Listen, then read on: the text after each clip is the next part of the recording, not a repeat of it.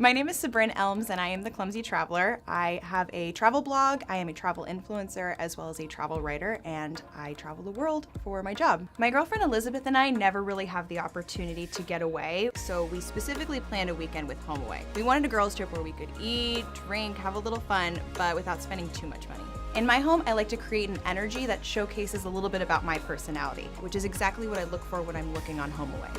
A staycation for me is a place to explore and have an adventure super close to home. Los Angeles is such a busy place with traffic and parking, and what I loved about this place was I finally had the opportunity to relax. I could retreat into this beautiful little home, have my space, have my routine, and still be able to explore a little bit more. When it comes to a home rental, it feels like you're a little bit more comfortable in your home setting. Everything is right there. You have your kitchen, you have a living room, so nothing really feels that disrupted. One of the reasons I chose this property was to have a getaway with my girlfriend, but also to have a getaway for myself.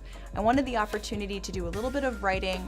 I also wanted the opportunity to be super close to everything, but have my privacy at the same time. One of the great things about Los Angeles is that no home is the same. What I liked about this place was that it had such charisma and charm and magic at every corner. When I'm looking for a rental property for my own staycation, I always make sure that it is a great location, it's affordable, and there's Wi-Fi.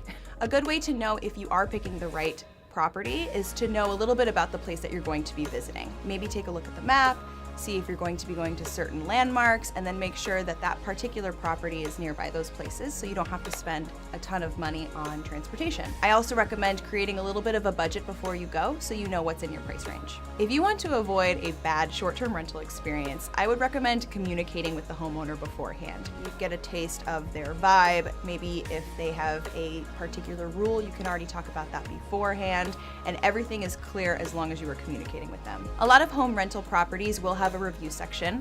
I would scour those a lot. Staying in a short-term rental property saves you a ton of money while you're traveling through transportation costs, food, being able to make something in your own kitchen or making snacks on the go, as well as being able to participate in activities at the home.